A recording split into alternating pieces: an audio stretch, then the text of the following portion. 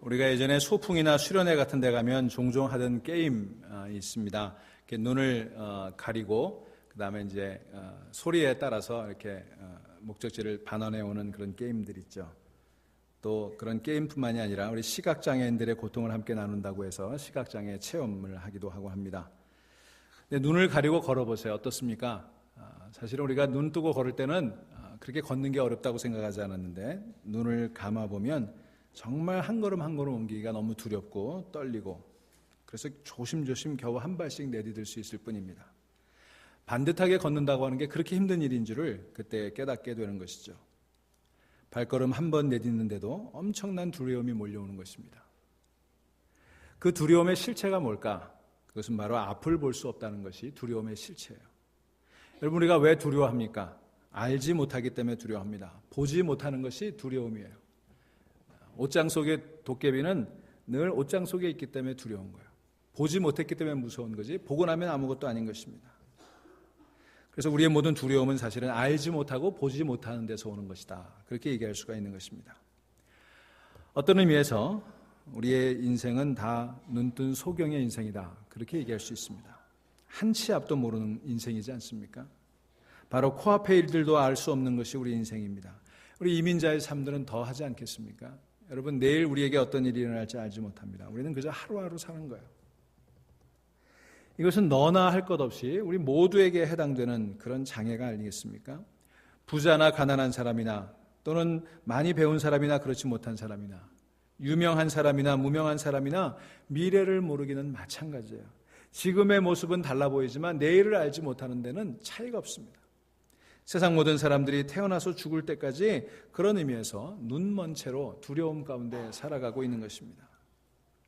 우리의 인생은 수없이 많은 지뢰들이 매설된 지뢰밭을 눈을 감고 걷는 것과도 같습니다. 언제 터질지 모르는 인생의 지뢰들이 질비하지 않습니까? 암, 또 뇌출혈, 치매, 해고, 이혼, 고독, 이별, 죽음 등 생각만 해도 떨리는 일들이 언제 우리에게 닥쳐올지 모르는 그런 상황 가운데 우리는 살아가고 있습니다. 아무리 똑바로 걸으려고 애를 써보지만 눈을 감고 있기 때문에 똑바로 걸을 수가 없습니다. 어느 순간 넘어지게 되면 된통 다치게 되는 것이고 때로는 회복이 불가능한 일을 당할 수도 있는 것이 우리 인생이라 그렇게 볼 수 있는 거죠. 오늘 우리가 읽은 마가복음 5장의 본문에 나오는 야이로라고 하는 사람도 그와 같은 인생을 사는 사람이었습니다. 그는 회당의 책임자였습니다. 똑바로 걸어보려고 무던히도 애를 쓰는 사람이었습니다. 남들에게 나는 반듯하게 걷는 사람이라는 그런 칭찬을 받기 위해 애를 쓰던 사람이었습니다. 그런 그가 어느 날 느닷없이 감옥과 같은 캄캄한 동굴 속에 들어가게 되었습니다. 오늘 본문이 얘기하는 대로 야이로는 회당의 책임자였습니다. 예수님 당시에 회당의 책임자라고 하면 동네에서 방귀깨나 끼는 사람이라고 그렇게 거들먹거릴 수 있는 사람이었습니다. 회당은 종교와 교육, 사회와 정치의 중심에 있었습니다. 그러니까 회당의 수장이라고 하면 종교계의 우더른이고 저명한 교수이고 또 그 동네 시장이며 유지였던 셈이죠. 한마디로 모든 것을 가진 사람이 야이로라고 볼 수가 있습니다. 남부러울 것이 없는, 더 바랄 게 없는 인생, 쿠든비베르라고 하는 영어가 적당한 그런 사람이었습니다. 하지만 그런 인생이라도 정말 한 치 앞을 모르는 것에 있어서는 다름이 없었습니다. 지금은 쿠든비베로 더 바랄 게 없는 그런 인생이었지만 그의 앞에 무엇이 놓여 있는지 그는 알지 못했습니다. 지금은 더 이상 소원이 없이 살 수 있는 것 같았는데 그 야이로에게도 소원이 하나 생겼습니다. 그것도 한시도 지체할 수 없는 소원이었습니다. 이것만 이룰 수 있다면, 이 소원만 이룰 수 있다면 돈이고 명성이고 지금 내가 가지고 누렸던 모든 것들을 다 던져도 부족함이 없을 것 같은 그런 소원이 생겼습니다. 그 소원이 바로 중병에 걸려 죽어가는 딸을 살리는 것이었습니다. 여기서 참 흥미로운 일은 이 야이로라고 하는 이름이 그가 살리리라 하는 이름을 가졌다는 거예요. 그의 이름은 그가 살리리라 하는 그런 뜻이었고 그는 회당의 책임자로서 또 가정의 가장으로 살리는 일을 맡은 사람이었지만 그는 지금 이름값을 못하는 그런 처지가 돼버리고 말았습니다. 죽을 지경에 이른 딸을 어찌하지 못한 아버지, 야이로라고 하는 그 이름이 오히려 무색한 그런 지경에 처하고 말았던 것입니다. 그런 그가 예수님을 찾아왔습니다. 늘 당당하고 거만하던 그의 태도는 어디론가 사라져버리고 이제는 초조한 눈빛만 남았습니다. 그는 조금 비겁하게 보일 정도로 예수님에게 와서 무릎을 꿇고 예수님의 바지가랑이를 붙잡고 애원을 합니다. 23절, 내 어린 딸이 죽게 되었으니, 내 어린 딸이 죽게 되었으니 오셔서 그 위에 손을 얹으사 그로 구원을 받아 살게 하소서. 내 딸이 죽게 되었다는 것은 절망적인 상황을 얘기하는 것입니다. 소망이 사라져가는 것을 얘기하는 것입니다. 우리도 인생길에서 이런 경험들을 하지 않습니까? 내 딸이 죽게 되었으니. 그는 지금 예수님과 흥정 같은 것을 할 여유가 없습니다. 이 일만 잘 해내면 내가 평생 뒤를 봐주겠소, 이런 얘기를 할 수 있는 겨를이 없어요. 그는 조건을 내걸지도 않았습니다. 지금 바리새인들과 서기관들이 당신을 단단히 벼르고 있어. 그러니 이 일만 잘 처리하면 내가 잘 말해서 당신이 곤경에서 벗어나게 해주리다. 이런 조건을 내걸지도 않았습니다. 그는 또 변명하는 소리도 붙이지 않았습니다. 내가 원래 이렇게 호들갑 떠는 사람이 아닌데 어쩔 수 없구려. 상황이 그렇게 되었다오 라고 변명하지도 않았습니다. 그는 변명도 하지 않고 조건도 달지 않고 흥정도 하지 않고 그저 간절하게 간구할 뿐이었습니다. 오늘 성경에 보면 이렇게 얘기합니다. 예수의 발 아래 엎드려 간곡히 구하여 이르되. 늘 남들이 그 앞에 와서 조아릴 줄 알았지 그가 남들에게 조아리라고 상상이나 했겠습니까? 그런데 그가 지금 예수의 발 아래 엎드려 간곡히 청원을 드리고 있습니다. 여러분, 우리가 살다 보면 가진 것 다 털어도 원하는 것을 얻을 수 없는 그런 순간에 처하게 될 때가 있어요. 야이로가 딱 그 짝입니다. 이제까지는 자기가 가진 것으로 다 원하는 것을 얻을 수 있었는데 이제는 가진 것 다 털어도 그 원하는 소원을 이룰 수 없는 절박한 지경에 빠지게 된 것입니다. 세상에 그 무엇으로 사람의 목숨을 산단 말입니까? 그러니 애당초 흥정은 불가능한 상황입니다. 체면 따위를 차릴 수 있는 그런 계제가 아니었습니다. 여러분, 이 상황은요 지금 굉장히 간단한 상황이에요. 어떤 상황이냐면 야이로는 미래를 알지 못하고 예수님은 아셨다 하는 것입니다. 미래를 알지 못하는 야이로와 미래를 알고 계시고 책임지고 계시는 예수님 두 사람이 있는 거예요. 그래서 야이로는 예수님께 도움을 구하는 것입니다. 그런데 예수님께서는 그의 청을 흔쾌히 받아들이셨어요. 그리고는 발걸음을 그의 집으로 향했습니다. 예수님은 그의 솔직한 마음을 기꺼이 받아들이셨던 것입니다. 하나님께서도 그 두 사람의 발걸음과 함께 하셨습니다. 자식을 잃는다고 하는 것이 어떤 것인지를 너무나 잘 아시는 하나님께서 이 야이로의 심정을 헤아리시고 예수님과 함께 그 길을 동행하고 계십니다. 그런데 얼마 가지도 못해서 야이로의 집에서 심부름꾼이 달려와서 청청병력 같은 비보를 전해줍니다. 24절 말씀, 당신 딸이 죽었나이다. 당신 딸이 죽었나이다. 어찌하여 선생을 더 괴롭게 하나이까? 자, 여기서부터 이야기가 아주 흥미진진해지는 것을 볼 수 있습니다. 이제부터 주도권이 예수님에게로 넘어가요. 이전까지는 야이로가 얘기하고 예수님은 아무 말씀하지 않으셨습니다. 야이로가 모든 상황의 중심에 있는 것처럼 보였습니다. 예수님은 그 야이로가 이끄는 대로 따라가셨습니다. 그런데 이제부터 상황이 바뀌게 되었어요. 그 예수님과 야이로를 주변 사람들이 함께 따라갑니다. 그들은 기대와 호기심으로 따라가다가 이제 야이로의 딸이 죽었다고 하는 그 하인의 전가를 전해 듣고는 그들의 눈빛이 조롱의 눈빛으로 돌변했어요. 사방에서 야유가 날아옵니다. 이제까지는 예수님이 무슨 일을 하려나라고 기대로 바라봤는데 이제 딸이 죽었다는 얘기를 듣고는 아무런 소망이 없어지자 예수님을 향해 조롱하고 야유하기 시작했어요. 하지만 예수님은 도무지 거기에 신경을 쓰지 않았습니다. 왜 그랬을까? 이것이 바로 보지 않는 것을 볼 수 있는 사람만이 할 수 있는 그런 행동이에요.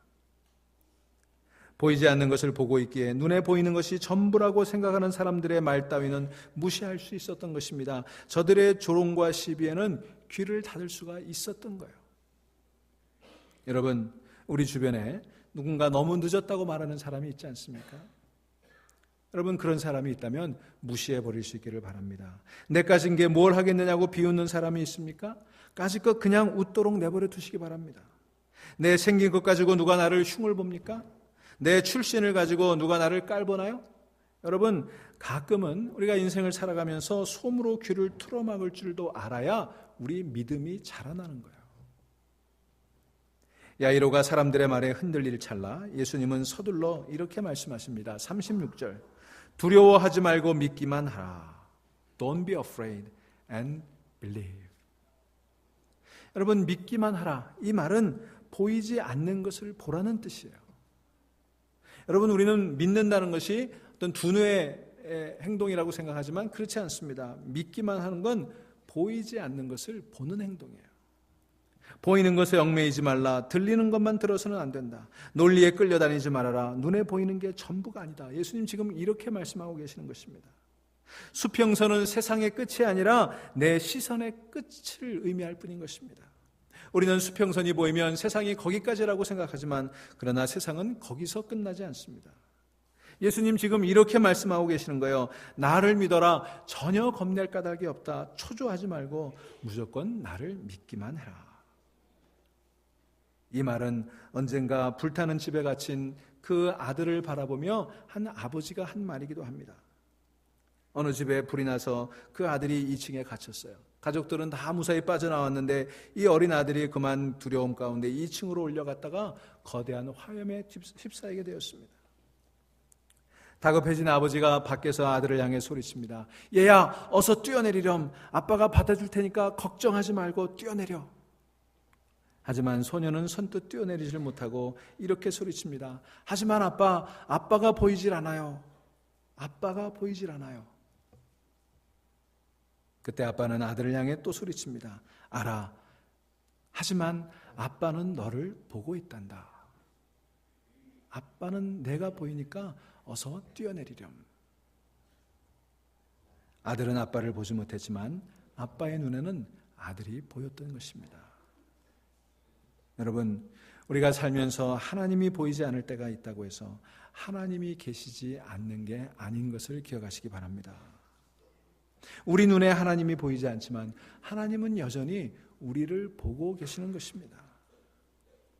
어느 강제 수용소 벽에 이런 글귀가 쓰여 있었습니다. 지금 내 눈에는 보이지 않아도 나는 태양을 믿는다. 지금 내 눈에는 보이지 않아도 나는 사랑을 믿는다. 지금 내게 말씀하시지는 않아도 나는 하나님을 믿는다. 이 글귀를 새긴 사람은 어떤 사람이었을까 한번 상상을 해봅니다. 틀림없이 오랜 강제 수용소 생활에 그의 손은 앙상한 뼈만 남았을 것입니다. 오랜 감옥 생활에 얼굴은 헬쓱해지고 그의 눈은 무척 푹 파인 그런 눈이었을 것입니다. 시력도 그 캄캄한 감옥에 무척 약해졌을 거예요. 하지만 그의 눈은 보이지 않는 것을 보는 눈이었고 그의 손은 보이지 않는 것을 만지는 그런 손이었을 것입니다. 그러기에 앙상한 그의 손은 힘이 넘쳤고 수척해진 그의 얼굴의 눈은 별빛처럼 초롱초롱 빛났고 그래서 그는 이 문구를 새길 수가 있었습니다. 지금 내 눈에는 보이지 않아도 나는 태양을 믿는다. 지금 내 눈에는 보이지 않아도 나는 사랑을 믿는다. 지금 내게 말씀하시지는 않아도 나는 하나님을 믿는다. 오래전에 사도 바울이 똑같은 이야기를 하지 않았습니까? 고린도후서 4장 18절에서 그는 이 강제 수용소 벽에 글귀를 새겼던 그 사람의 동일한 심정으로 이렇게 우리에게 말씀하고 있습니다. 우리가 주목하는 것은 보이는 것이 아니요 보이지 않는 것이니 보이는 것은 잠깐이요 보이지 않는 것은 영원함이라. 예수님은 지금 야이로를 향해 말씀하십니다. 보이지 않는 것을 보라고. 여러분, 현실을 따라 살 것인가 아니면 믿음을 따라 살 것인가? 이것이 지금 예수님께서 야이로를 향해 선택하라고 불러 세우시는 그 기로인 것입니다. 하나님은 또한 우리를 날마다 그 선택 앞으로 불러내십니다. 현실을 따라 살 것인가? 눈에 보이는 것을 따라 살 것인가? 아니면 믿음을 따라 살 것인가? 사랑하는 여러분, 역경과 비극이 우리를 가로막을 때 우리는 무엇을 볼 것인가를 선택해야 되는 것입니다. 상처를 바라볼 것인가? 치유하시는 분을 바라볼 것인가? 여러분은 지금 누구를 바라보고 계시고 무엇을 바라보고 있습니까? 자, 흥미로운 사실은요, 야이로의 딸을 살리신 오늘 본문 이야기가 그대로 이어지지 않고 중간에 끊어진다는 거예요. 아까 우리가 읽을 때 21절부터 24절을 읽고 건너뛰어서 35절부터 읽지 않았습니까? 그 중간에 들어와 있는 이야기가 하나 있습니다. 무슨 이야기입니까? 12해 동안 혈루증을 앓았던 여인의 이야기가 그 중간에 삽입이 되어 있어요. 급히 야이로의 집을 향해 가시던 예수님의 발걸음을 멈추게 했던 이 12의 혈루증을 앓았던 여인, 그 여인은 예수님을 찾아와서 앞에로도 오지 못하고 그저 군중들 틈에 끼어들어 예수님의 뒤에 와서 그의 옷자락을 만진 이야기입니다. 야이로의 집으로 향하던 예수님의 발걸음은 그 여인의 행동으로 중단되었지만, 그러나 예수님은 그 여인의 믿음을 칭찬하셨다고 성경은 얘기합니다. 34절에 이렇게 되어 있어요. 딸아, 내 믿음이 너를 구원하였으니 평안히 가라. 여러분, 믿음은 이런 것입니다. 상처를 볼 것인가, 치유하시는 분을 바라볼 것인가. 이 12의 혈루증을 앓았던 여인은 정말 상처가 많았어요. 여러분 생각해 보세요. 12년이에요. 12년. 성경은 그 여인이 수많은 의원들을 찾아다녀봤지만 효험이 없고 더 그의 고통만 가중되었다, 그렇게 얘기합니다. 여인의 고통만 가중됐겠습니까? 가족의 고통은 어떻고요? 여러분, 집안에 12해 중병을 앓는 분이 있다고 생각해 보십시오. 가정은 풍비박산되는 거예요. 그런데 여러분, 그렇게 많은 상처를 받았던 이 여인, 이제까지는 그 상처를 끌어안고 그 상처를 바라보며 살아왔지만, 이제는 그 상처와 외로움을 보지 않고 치유하시는 주님을 바라보기로 작정했던 것입니다. 주님을 바라보기로 작정한 이상 그 어떤 것도 두렵지 않았습니다. 사람들 앞에 혈루증 앓는 여인이 나타난다고 하는 것은 부정한 일이었습니다. 사람들이 돌로 칠 수도 있었고 비난하고 조롱할 수도 있는 상황이었습니다. 그러나 이제는 두렵지 않았습니다. 그 어떤 것도 예수님, 치유자이신 예수님을 찾아가는 그 길을 막을 수가 없었습니다. 그 어떤 방해거리도 그 여인을 막지 못했던 것입니다. 야이로 역시 다행히 믿음과 예수님을 선택했어요. 사람들은 다 끝났다고 얘기했습니다. 더 이상 희망이 없다고 얘기했습니다. 더 이상 해볼 도리가 없다고 생각했습니다. 그러나 사람들이 그렇게 얘기해도 야이로는 두 귀를 틀어막은 채 예수님을 모시고 가기 시작했습니다. 집이 다가왔을 때 집안에서부터 곡소리가 흘러나오기 시작했습니다. 그때 예수님께서 말씀하십니다. 39절 말씀. 너희가 어찌하여 떠들며 우느냐? 이 아이가 죽은 것이 아니라 잔다. 여러분, 예수님이 볼 때 이 아이는 자는 것이었습니다. 죽은 것이 아니었습니다. 여러분, 하나님의 눈에 죽음은 영원한 끝이 아니라 새로운 시작인 것을 기억하실 수 있기를 간절히 바랍니다. 그런 의미에서 예수님께서 보실 때 죽음 앞에서 우리가 애곡할 이유가 전혀 없었던 거예요. 너희가 어찌하여 떠들며 우느냐. 우리는 죽음을 비극으로 보았지만 예수님은 죽음 너머의 구원을 보고 계셨던 것입니다. 그런데 예수님의 그 큰 뜻을 알 리가 없는 사람들은 예수님을 미치광이 취급을 합니다. 40절에 보니까 그들이 비웃더라 그랬어요. 여러분, 살아가면서 우리를 비웃는 사람들이 있습니다. 소용없는 일을 붙들고 있는 우리들을 향해 비웃는 사람들이 있습니다. 다 끝났다고 생각하는 그 지점에 아직도 끝내지 못하고 있는 우리들을 비웃는 사람들이 있습니다. 그런데 여러분 보세요. 이어지는 예수님의 행동은 참 희한한 행동을 하고 계시는 것을 볼 수가 있어요. 도무지 이해할 수 없는 행동이에요. 어떻게 되어 있습니까? 예수께서 그들을 다 내보내신 후에. 여러분, 이건 말도 안 되는 행동이죠. 상갓집에 와가지고 조문하는 조문객들을 다 내쫓고 계시는 거예요.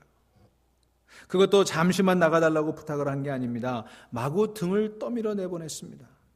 내가 잠깐 상주들과 문상할 테니 잠시 자리를 비켜주십시오 라고 얘기한 게 아니에요. 예의를 갖춰서 요청하지 않았습니다. 마구 떠밀어 내보냈습니다. 예수님의 행동은 매우 거칠었어요. 무엇을 보면 알 수 있느냐고요? 여러분, 우리 번역에는 잘 나타나 있지 않지만 이 원문에 보면 예수님께서 그 곡하는 사람들을 쫓아내신 그 행동을 설명한 단어가 에크발로라고 하는 헬라어예요. 이 에크발로라고 하는 단어가 언제 또 쓰였냐 하면 예수님께서 성전에서 돈 바꾸는 사람들을 쫓아내실 때 그 쫓아내셨다는 표현이 에크발로예요.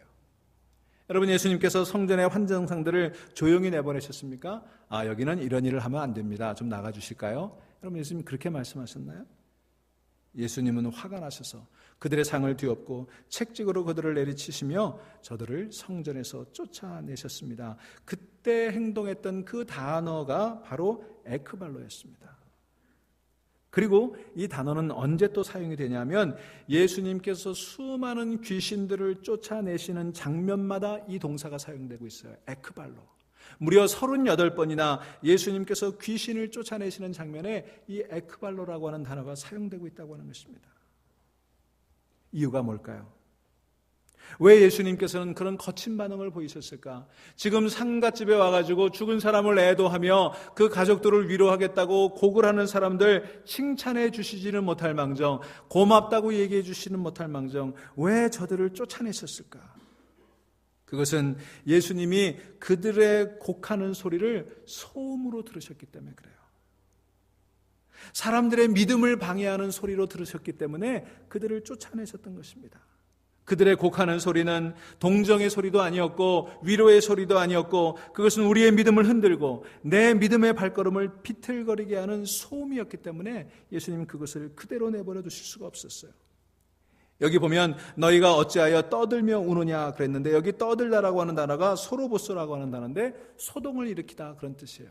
그러니까 예수님 보기에 지금 거기 와서 곡하는 사람들은 소동을 일으키고 있는 거예요. 여러분, 우리가 살아가면서 이런 소음에 시달리고 있지 않습니까? 우리가 살아가는데 우리 옆에서 이렇게 곡을 하면서 우리의 믿음을 흔드는 소음들이 우리 주변에 너무나 많이 있습니다. 여러분, 사탄들은 늘 우리 귀에 이런 소음을 흘립니다. 때로는 달콤한 유혹으로, 때로는 혹독한 협박으로 우리를 흔들게 합니다. 내 말을 들어라. 내가 안내해 줄 거야. 내가 출세를 보장해 줄 거야. 내가 성공을 보장해 줄 거야. 한 번만 내 말을 듣게 되면 팔자가 피는 거야. 내게 절해봐. 여기 보이는 천하가 내 것이 될 것이야. 여기 높은 성에서 뛰어내려봐. 하나님이 널 구해주시지 않겠어? 그러면 사람들의 존경과 칭찬을 너는 한 몸에 받게 되고 부러움을 사게 되는 거야. 지금 배고프지 않니? 이 돌들로 빵을 만들어봐. 그 정도쯤은 쉽게 할 수 있는 능력이 있잖아. 남들도 다 하는데 왜 너만 유난을 떠는 거야? 이 정도는 괜찮은 거 아니겠어? 이제 그런 거는 윤리나 도덕의 문제가 아니라 문화의 문제 아니겠어? 문화인이라면, 현대인이라면 이런 것쯤은 대수롭지 않게 넘길 수 있어야지. 딱 한 번인데 왜 그래? 내가 그런다고 세상이 달라질 줄 알아? 다른 사람 다 포기했는데 왜 너만 포기하지 않는 거야? 너만 바보 되는 거야. 내 처자식도 좀 생각해야지. 다 좋은 게 좋은 거 아니야? 여러분, 많이 들어보던 소리들이죠. 우리의 마음을 그렇게 빼앗아 가던 소음들 아닙니까? 여러분, 분명한 사실은 이 모든 이야기들이 다 사실이 아니라 거짓이라는 것입니다. 여러분, 좋은 게 좋은 게 아니에요. 옳은 게 좋은 것인 줄로 믿으시기를 바랍니다. 세상이 다 그런다고 말하지만 세상이 다 그렇지 않아요. 세상 모든 사람들이 그런다고 말하지만 그렇지 않은 사람들이 있습니다. 왜 유난을 떠냐고 나를 핀잔하지만 여러분, 세상은요 유난 떠는 사람들에 의해서 이제껏 지탱되어 왔음을 기억하실 수 있기를 간절히 바랍니다. 세상이 다 타락하고 세상이 다 타협해도 여전히 타협하지 않고 내 믿음을 지키는 사람들이 있기에 오늘 세상은 망하지 않는 거예요. 달걀로 바위를 치는 것 같지만 그 달걀들이 바위를 쪼개왔고 그 물방울들이 바위를 뚫어왔던 것을 여러분 기억하실 수 있게 되기를 바랍니다. 세상이 다 그렇게 가니까 이제는 더 소용이 없다고 얘기하는 그런 유혹을 물리치고 여전히 나라와 민족을 위해 눈물로 기도하고 나라와 민족의 독립을 위해 민주주의를 위해 쓴 사람들이 있어요. 어려운 이웃들을 다 외면하고 지나가지만 외면하지 않고 그 어려운 이웃들과 눈물 흘리는 사람들이 있습니다. 그들을 위해 배고프게 굶주린 사람들이 있었어요. 여러분, 세상은 밀가루 섬 아래에 의해서 움직여가는 것 같지만 그렇지 않습니다. 한 줌 누룩이 그 밀가루 섬알로 세상 모두를 먹여 살리는 그런 빵을 만들게 했던 거예요. 여러분, 부흥은 수많은 사람들이 늘어나는 그 현상이 아니라 한 줌 누룩이 누룩의 역할을 하는 것이 참된 부흥인 줄로 믿으실 수 있기를 간절히 바랍니다. 예수님은 바로 그런 소음들을 쫓아내셨습니다. 좋은 게 좋은 거라고 얘기하는 사람들 가운데 좋은 게 좋은 게 아니라 옳은 게 좋은 것임을 말씀해주고 싶었던 것입니다. 유난 떤다고 핀잔 주는 사람들의 음성이 아니라 유난을 떨지 않으면 이 왜곡된 역사를 바로 세울 수 없음을 예수님 가르쳐주고 싶으셨던 거예요. 우리 인생에서도 예수님은 그렇게 우리를 유혹하는 소리, 우리를 겁박하는 소리를 지금도 에크발로 쫓아내고 계심을 믿으실 수 있기를 간절히 바랍니다. 38번이나 성경에서 에크발로 그 귀신을 쫓아내셨던 것처럼 오늘 저와 여러분들의 인생 가운데 우리를 유혹하고 우리를 겁박하는 저 귀신들을 에크발로 쫓아내고 계시는 것입니다. 하나님은 지금도 우리의 의욕을 꺾고 우리의 믿음을 방해하고 우리의 귀를 혼란스럽게 하는 그 곡하는 소리들을 잠재우시느라 지금도 일하고 계세요. 혹시 여러분들께서는 하나님께서 일하시는 것을 본 적이 없다고 반문하실지 모르겠어요.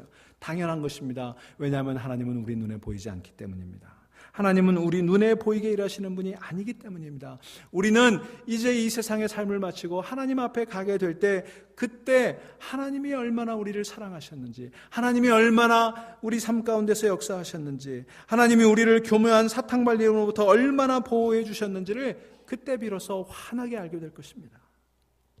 우리가 부도덕한 사업거리에 휘말릴까봐 하나님은 우리의 길을 종종 막아서지 않았습니까? 우리는 왜 하나님이 내 길을 막아서냐고 원망했지만 사실은 하나님이 우리를 사랑하셔서 길을 막으신 거예요. 우리가 구린내 나는 자리에 가지 못하도 하나님은 우리의 길을 종종 끊어놓으시기도 했습니다. 우리가 부적절한 관계에 빠지지 않도록 하나님은 우리를 옆길로 끌어내시고 하셨습니다. 이 모든 것들이 하나님의 인도하셨음임을 우리는 천국에 가서야 비로소 알게 될 것입니다. 여러분 돌이켜 한번 잘 생각해 보시기 바랍니다. 지금 우리가 서 있는 그 자리, 우리는 어떻게 여기까지 왔습니까? 혹시 여러분들께서는 내가 노력해서 여기까지 왔습니다, 죽을 똥살똥 애써서 여기까지 왔습니다라고 말하시겠습니까? 아니면 팔자가 사나워서 어쩌다 보니 여기 와 있습니다라고 말하시겠습니까? 여러분 믿음 좋은 신앙의 동료를 만나셨습니까? 새로 벌인 사업이 잘 되어가고 있습니까? 좋은 믿음의 배우자를 만나셨습니까? 자녀들이 건강하게 잘 자라고 있습니까? 직장에서 인정받고 승승장구하고 있습니까? 좋은 교회를 만나서 지금 행복하십니까? 여러분 어떻게 그 자리에 오게 되셨을까요? 오늘 아침 지친 마음으로 무심코 라디오를 틀었는데 은혜로운 찬양이 그 라디오에서 흘러나와 힘을 얻으셨습니까? 누가 하셨을까요? 누가? 사랑하는 교회 여러분, 우리 잊지 마십시다. 하나님은 나와 여러분들이 눈뜬 소경임을 잘 알고 계십니다. 솔직히 말해서 보이는 게 아닌 믿음으로 산다고 하는 거 정말 어려워요. 그래서 예수님께서 이 야이로의 딸, 죽은 딸을 다시 살리신 게 아닐까요? 사실은 그 아이를 위해서가 아니었습니다. 더 좋은 천국에서 잘 먹고 잘 살게 되었는데 무슨 걱정입니까? 여러분 예수님께서 야이로의 딸을 살리신 건 그 딸을 위해서가 아니라 저와 여러분을 위해서였어요. 우리가 믿으면 천국이 우리를 주목한다는 그 사실을 알려주고 싶었던 것입니다. 온통 소음의 마음이 팔려있는 우리들에게 그 소음의 마음 팔리지 말고 온전히 우리를 치유하시는 그분을 바라보라고 그렇게 외치고 계시는 것입니다. 여러분 제가 서두에 소풍 가서 시각장애인 게임을 했던 것 말씀드렸죠. 나를 안내하는 목소리가 들려오지만 그 목소리만 있습니까? 다른 친구들이 나를 헷갈리게 하려고 이리저리 거짓된 얘기를 끊임없이 던져줄 때 내가 그 길을 바르게 걸어가는 방법이 뭘까요? 다른 모든 소음의 귀를 막고 온전히 나를 인도하는 참소리에 귀를 기울이는 것 아니겠습니까? 사랑하는 여러분, 오늘 그 소리에 귀 기울이는 저와 여러분들이 될 수 있기를 주의 이름으로 축원합니다.